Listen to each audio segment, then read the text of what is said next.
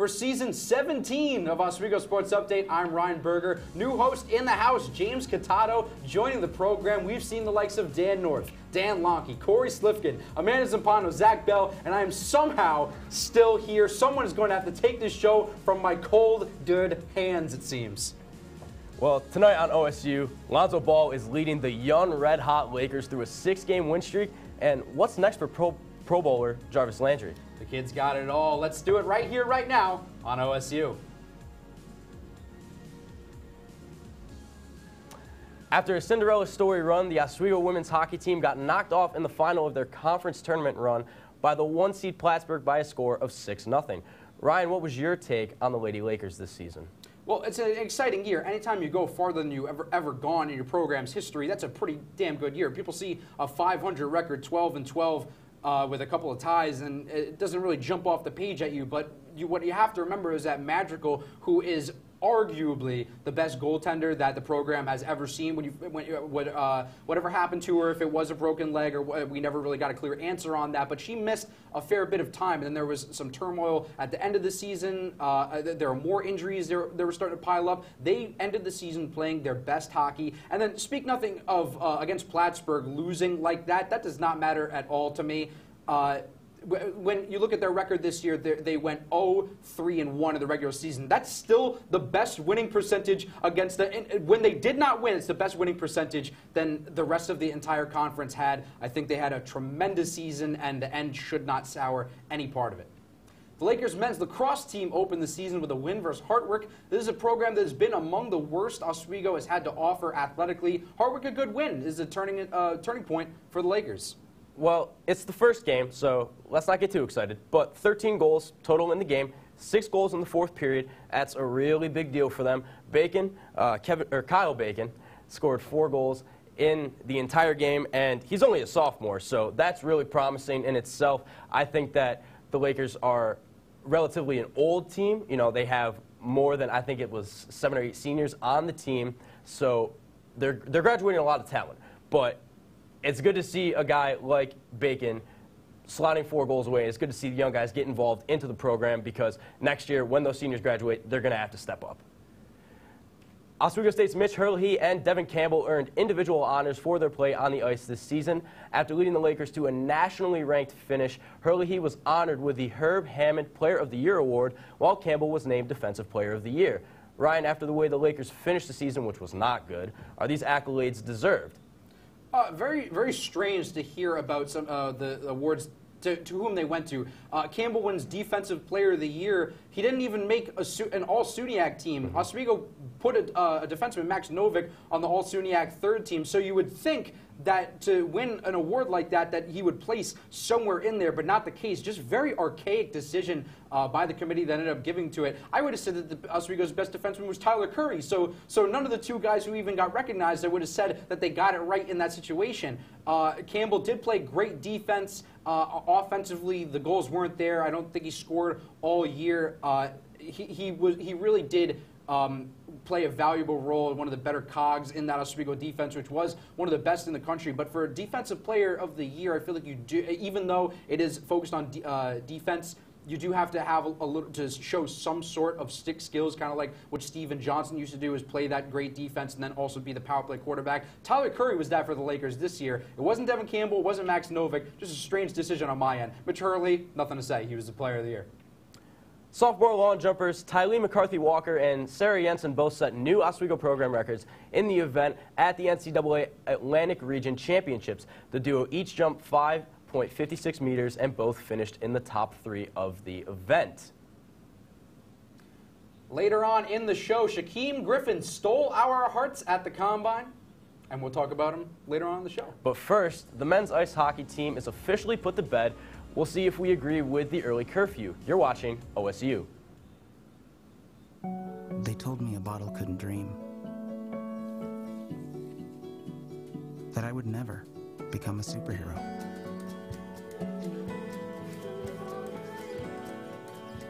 But I learned how to fly. Just to come back in a new disguise. And be the hero that I've always wanted to be.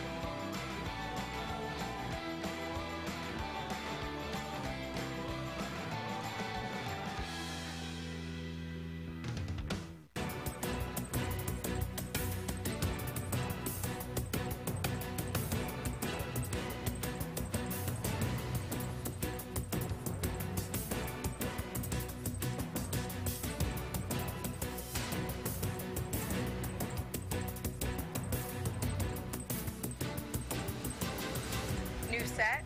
New time. News at 9. News, Sunday through Thursday, only on WTOP-10.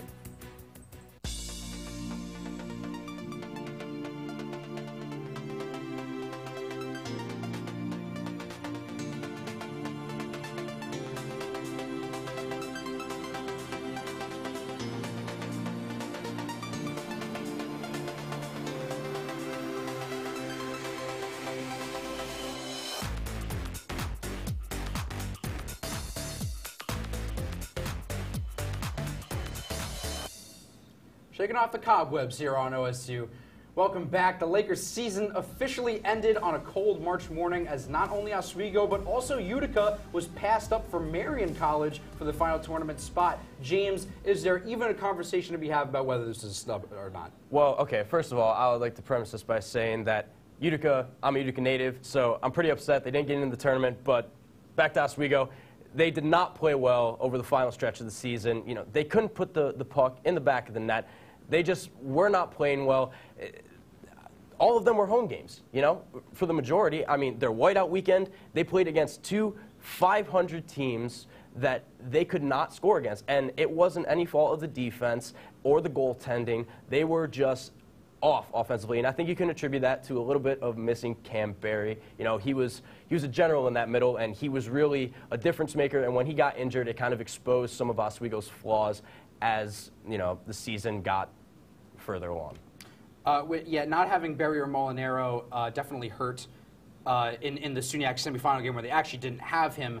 But for the most part, he was missing in the sense that he was on a milk carton. It was like, where's Cameron Barry? He has to make a play. Someone has to step up for this Lakers squad. It had to be one of the seniors. Mitch Herlihy missed more chances than I've ever seen from him. Very uncharacteristic. I don't know how this happened. It's just so completely unlike this program to not have a goal appear from somewhere. They said at the beginning of the season, I know I've said this quote from Gosick, but you never, when you go into a season, you don't know who the secondary scorers are, the tertiary scorers. He didn't know who the primary scorers were going to be for Oswego. You had the idea that it was going to be Mitch Herlihy, but you didn't know if you were going to get an improvement from Cam Barry. You didn't know if Gillespie in his first year was going to be able to step up. And for the most of the season, they did. But at the end, it's like everyone like back to square one during the CCHL game where it was like just all the DeRazio getting more burn than he typically got. It was just very strange. Some of the decisions, seeing a lot of Thomas Horn, hadn't seen him, not having Huffnagel for the first two games and making their return in the SUNYAC semifinal. You could see he's a guy who makes things happen for the Lakers a little too late, and now without Barry and Molinaro, that second line completely decimated. It was just a very unfortunate end, but when it comes to snubs, there's no conversation here. No, I think that this was, you know, when you get pushed around by three 500 record teams, including, you know, Fredonia in that semifinal game, because Fredonia was just a bad matchup for them throughout the entire season, I feel. You know, they were a really physical team because Oswego is a team that will push you up against the boards and take it to the last minute and is going to give you a really hard, gritty game. But when Fredonia does that to you, it's kind of a sign. I don't think there was any snub conversation here. I think that Oswego didn't deserve to go to the tournament, in my opinion. They really didn't. And getting in their heads, you talk about Potsdam and Plattsburgh, real estate in guys' heads. Most of the Lakers team this year was pretty much first-year players. There were some sophomores, academically, technically second-year players.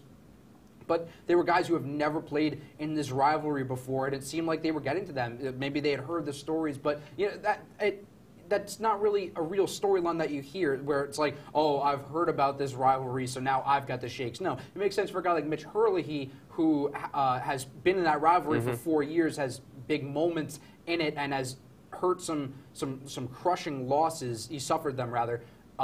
It makes sense for a guy like that, but you're casting a wide net. Guys who didn't have great games, guys like Molinaro, guys like and in that 3-game span where they only scored 1 goal. Getting in guys' heads like that, maybe it was a little bit physical, but Oswego's typically been the initiator in those situations. This is a very weird end of the season that just defies all explanation. And I think that it's really good for these young guys, you know, because when they lose a guy like Herlihy, you know, it's really going to hurt them. But these younger guys, they're going to come back next season, and they're going to be a lot stronger, and they're going to be ready. All right, better get used to some of that Oswego Laker misery. But after the break, we'll toss up some stories up for grabs. This is OSU. Damn, really awesome.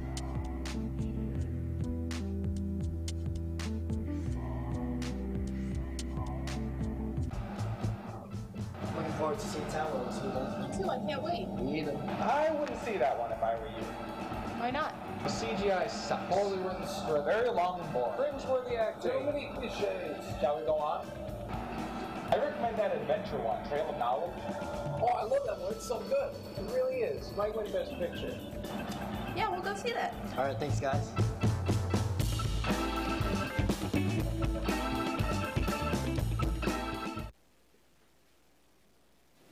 Hey, how's it going? Hey Josh, I was just calling to let you know that you should watch my new OP on WTOP-10 at 10 on Tuesdays. It's called Excuse Me What. You should watch it. Excuse me what? Excuse me what? Wait, excuse me what?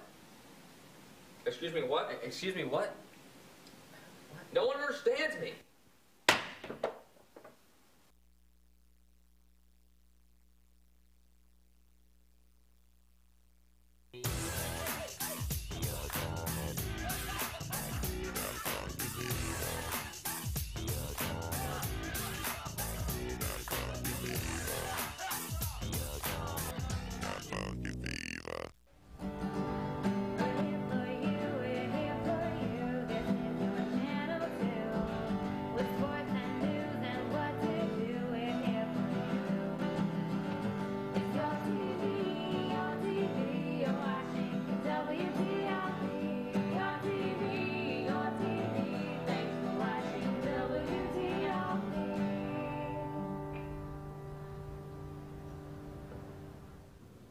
Welcome back to OSU. Let's toss some topics up for grabs. After years of debate, NBA Commissioner Adam Silver has decided to slash the age restriction and is currently negotiating to get rid of the famous one and done rule. While making this change, Silver has discussed the possibility of the NBA scouting high school players once again. This has been a rule that we've seen in the past with guys like LeBron James, but Ryan, should this make a return? I think it should, because I think that the limit that they put on it, these restrictions, were kind of frivolous. It's nobody's business what these kids do, especially if they can play ball at a professional level at that age. We don't say that people have to go to college, so why should we do that with NBA prospects? But here's the thing. This is going to be a process should this ever come to fruition. Guys come into the league now at 18 years old, and they're not physically ready. Guys who have been in the NBA, even in their second year, they're ready to jump out the gym. There are no restrictions about workout regimens, anything that they have to circumnavigate. If you put a 16, 17-year-old kid in an NBA game right now, give them minutes, they're going to get destroyed.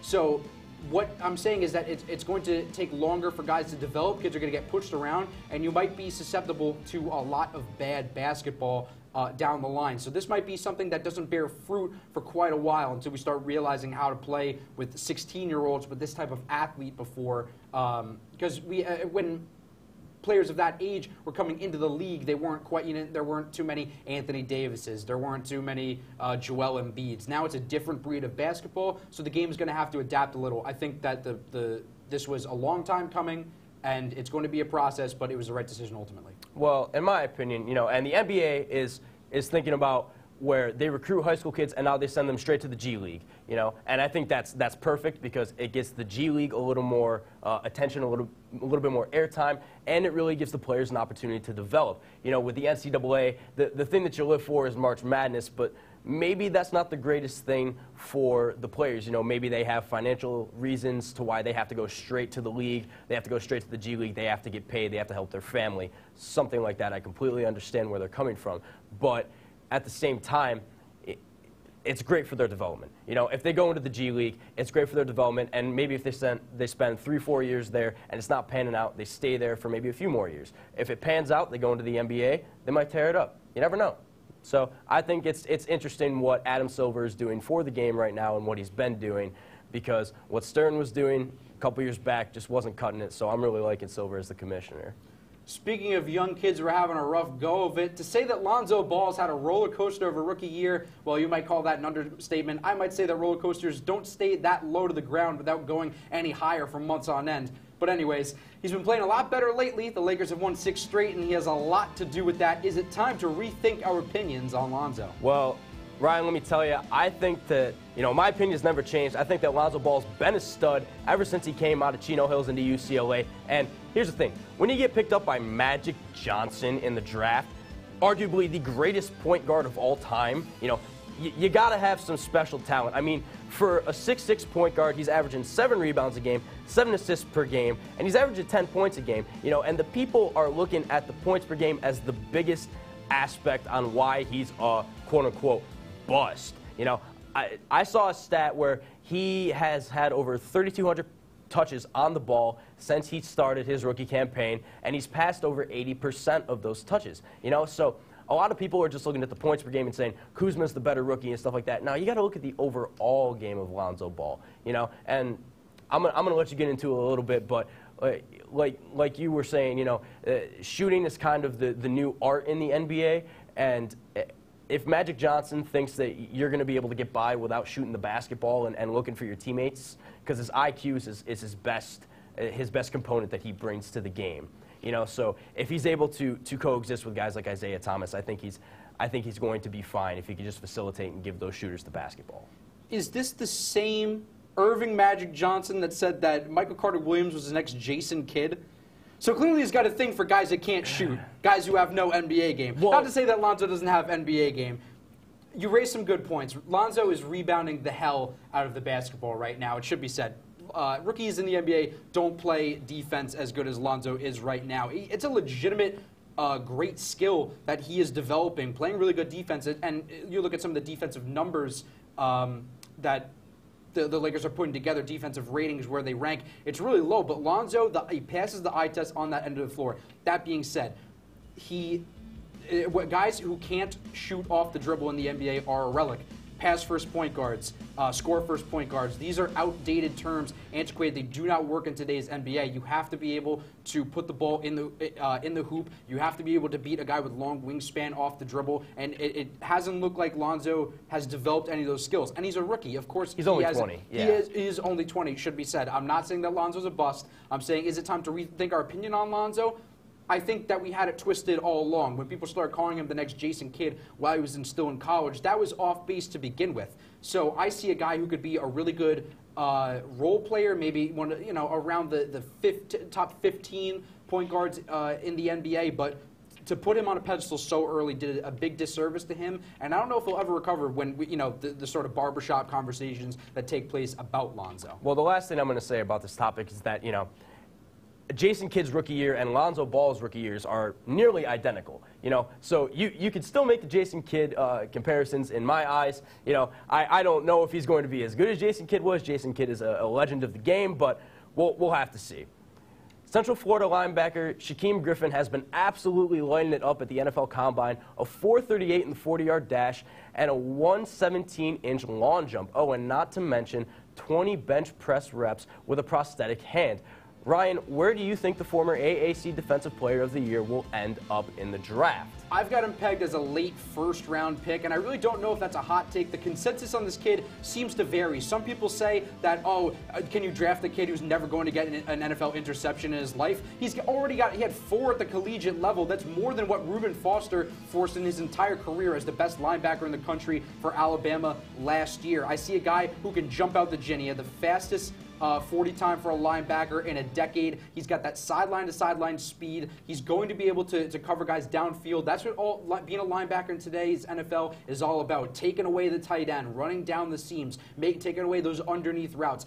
The hand isn't even the biggest thing that I look at from his physical profile. I see a guy who's 6'2", and 185. That's a guy who's twiggy. I don't know how he's going to be able to come up and run support consistently. I see a guy who might have a couple lingering injuries and things like that. That's the biggest thing when you look at his physical makeup, not the fact that he only has the one hand. And props to him, because putting up 20 reps in a prosthetic hand, I don't even know if I could lift the bar at this point. Both hands. No, I think it's really impressive what Griffin's been doing. Personally, I think that a team like the Patriots could snag him up, make him into an absolute stud, but I personally don't see him going first round. I think that this draft has a lot of stacked talent in it, a lot of first round stacked draft talent in my opinion. I think you're looking at like an early, really, really early, I'm saying like maybe the first 5 picks in the second round. So that's just my take on it. And it could be a guy that they want that fifth-year option on. Down the line, he'll probably be around 26 at the end of that first contract is over. So this is a guy that I think if you give him room to grow, he could pay dividends and be all-pro talent. Mm-hmm. Coming up, the NFL hot stove is heating up. We're going to tell you guys where we think they'll end up right next on OSU. Aren't you Deborah Stanley? No, you're Deborah Stanley. Oh, right. SUNY president. You're Al Roker. I'm Al Roker, and you're watching WTOP-10 TV. Local news, local weather, local college presidents.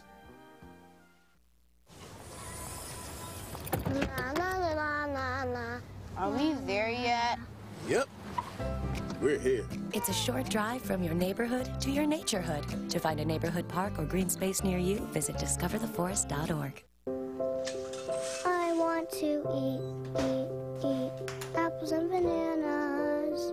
I need to eat apples and bananas. Why can't I eat? 1 in 5 children struggles with hunger in America. Support the Feeding America nationwide network of food banks to help provide meals to those in need. Join us at feedingamerica.org. I'm gonna drink my I turn into a dragon. I'm gonna drop a meteor on the nymph. Health potions don't matter if you're dead, right? Wait, what was that? Guys, can you hear me? Like, what was that? Hello? What are they even doing back there? Guys, seriously, is my microphone even on? Seriously? Texting?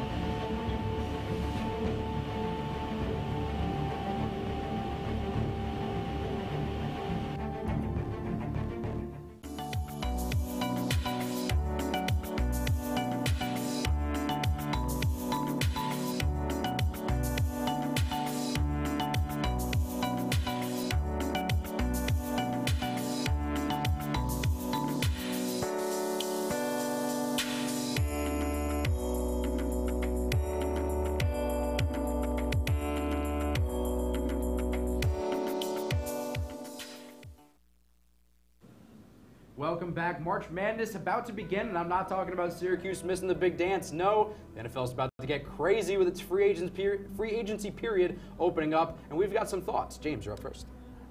So Pro Bowl wideout Jarvis Landry has come off a great season with the Miami Dolphins, putting up 987 yards with 9 touchdowns.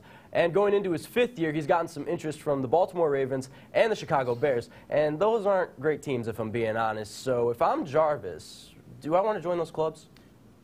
If you're Jarvis Landry, I think getting away from this Miami Dolphins program like their college team, getting away from this franchise where you don't really know what their direction is, acquiring Robert Quinn from the Rams, it looks like they're still ready to play, but on the offensive end of the ball, they're still kind of a mess. So if you want to look at a situation like the Bears or the Ravens as something optimal for you, then that's all right. I need to say that there is more teams than that, certainly. But for a guy with his skill set, I see a guy who pretty much only works in the underneath routes, not even having a 1,000-yard receiver, given their quarterback play, having to deal with Jay Cutler. That will certainly hurt your numbers, but I just don't think that this is a guy that you want to get in bed with for a long-term contract. And I think you're right. I think that Jarvis Landry, though, is a top talent, and he makes anybody around him better. So if you're the Ravens, I would look towards picking him up if I were them.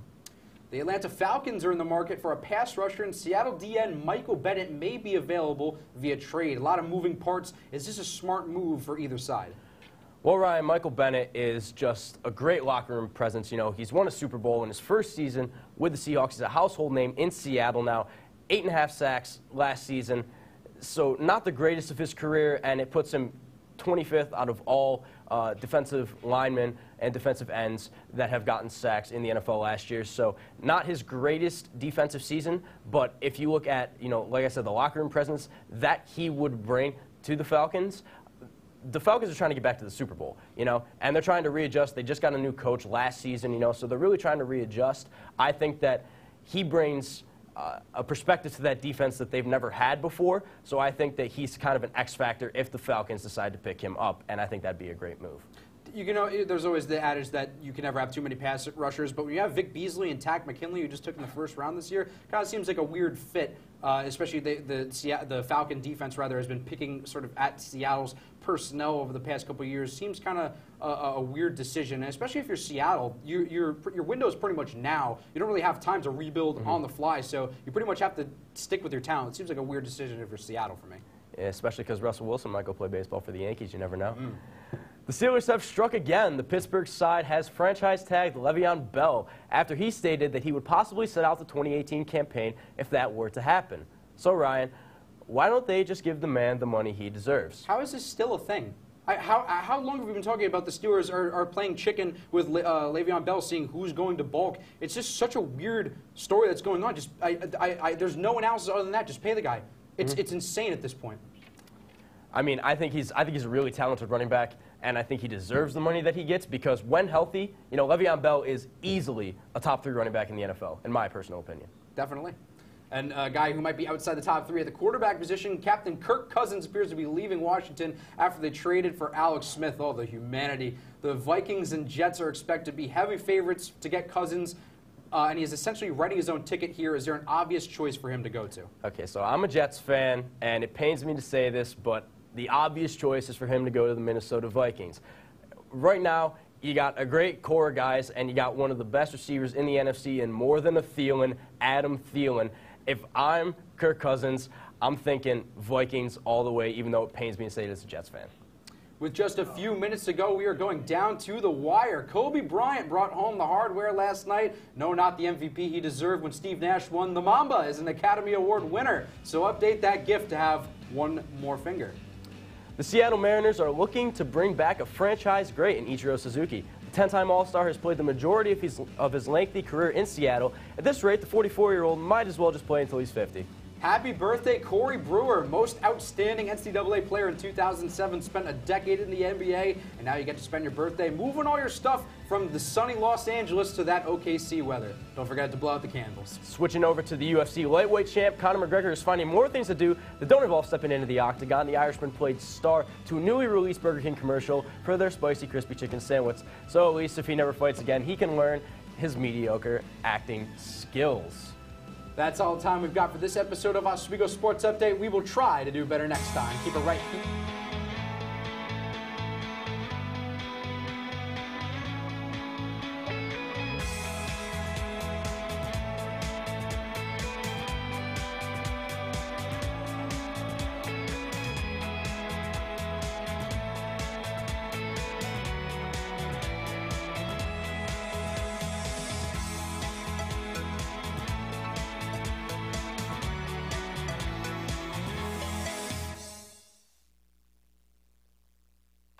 I am an American. I am an American. I am an American. I am an American. I am American. I am an American. I'm an American. I'm an American. I am an American. I am an American. I'm an American. I am an American. I'm